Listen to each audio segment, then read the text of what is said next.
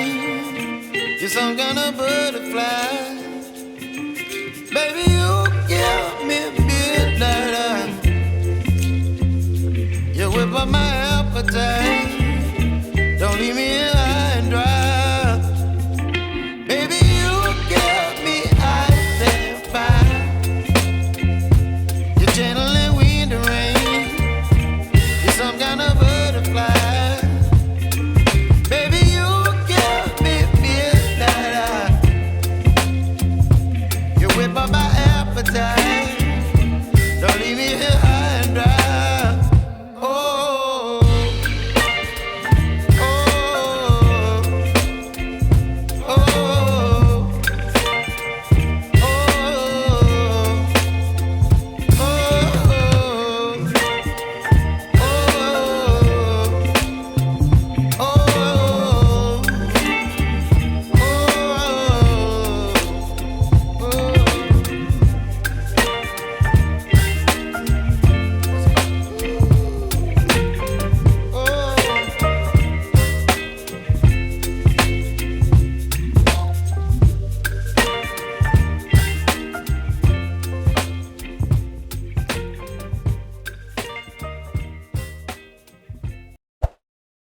Hi guys, I'm back. Nasa bahay na ako and ang oras ay, yes, time check, it's 8 o'clock in the evening na pero mataas pa rin ang sikat ng araw.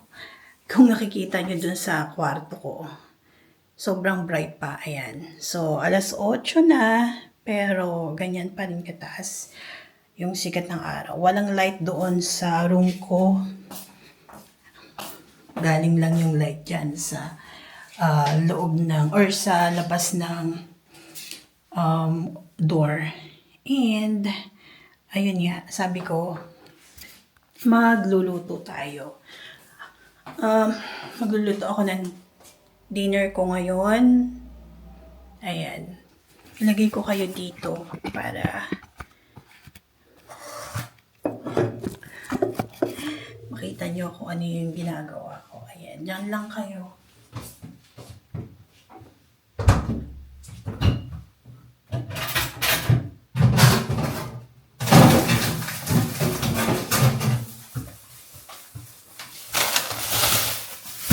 Meron ko dito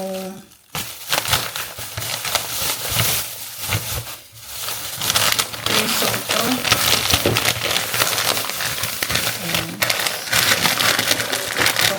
Iluluto ko na yun.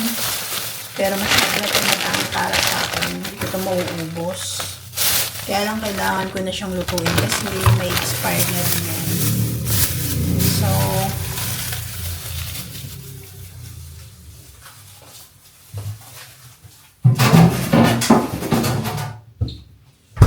yan.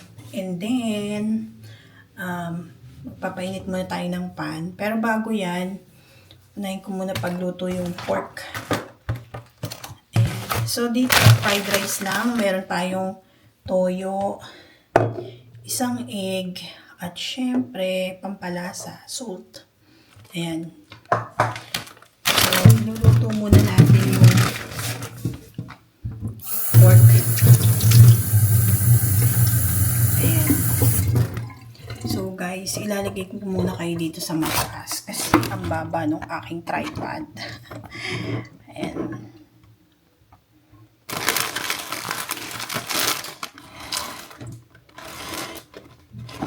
Lang. Dito ko kayo ilagay. Sana hindi mahulog. Oh, diba?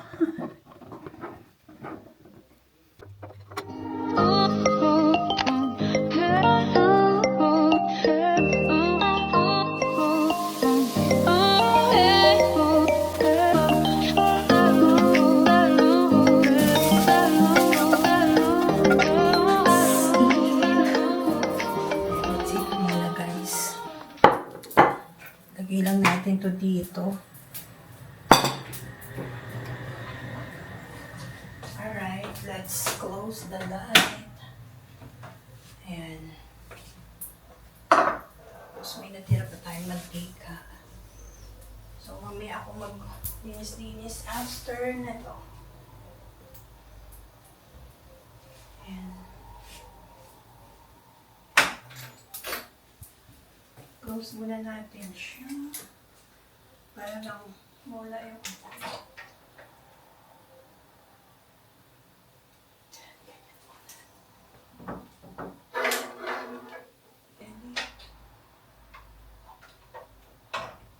ganyan na lang. Alright, kain tayo guys.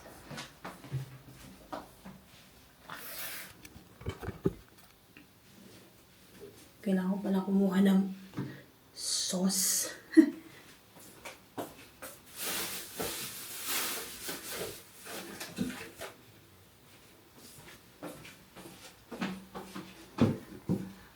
Let's eat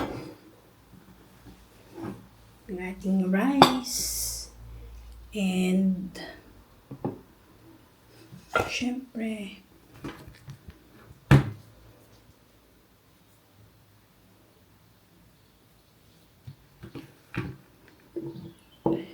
at may nakalimutan na naman ako, syempre yung juice. Tikman muna natin yung rice natin kasi hindi ko alam kung okay ba yung lasa.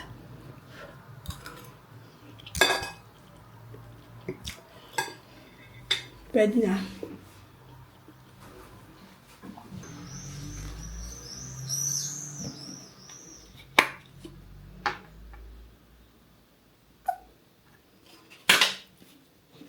Ayan. Guys, sa mga nasa Croatia, sa mga nandito sa Croatia, itry nyo itong Maggi Hot Sweet Chili. Ang sarap niya. Ayan. Kung mahilig kayo sa maanghang, pwede siyang pamalit sa ketchup natin, sa banana ketchup natin. Okay siya. Ayan.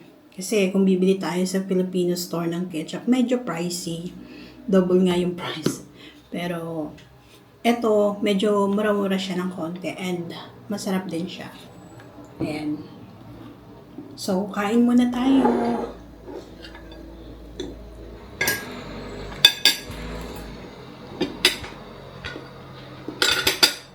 Kamayin na lang natin tong pork chop. Ang bilis niya naluto. Hindi ko alam kung naluto talaga siya.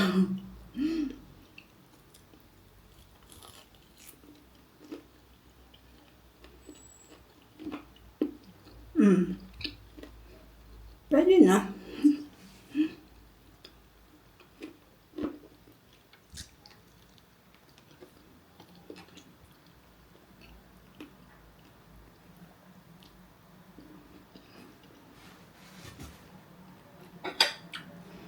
May kasama ng mukbang.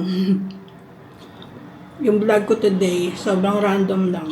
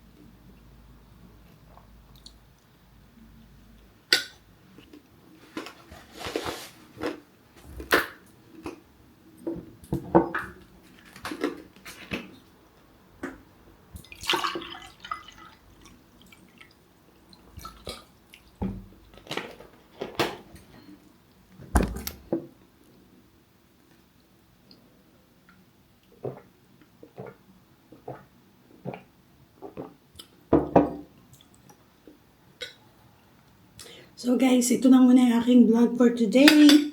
Maraming salamat po sa inyong panonood. And don't forget to hit the like and subscribe button. At mag-comment po kayo down below. Kung ano po yung mga gusto nyo makita dito sa channel ko and gusto nyo na i-vlog ko, just comment down below. Thank you so much guys for watching. See you again in my next vlog. Bye! The next day. Guys, ang dami na oh.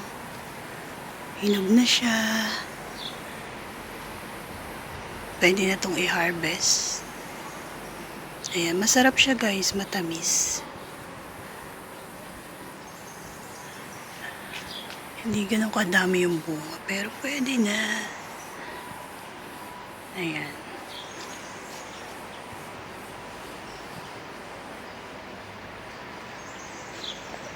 May nahulog na dun eh. Ayun. Tinapon ko na siya kanina. Kinain na siya ng ibon. Ibig sabihin matamis na siya.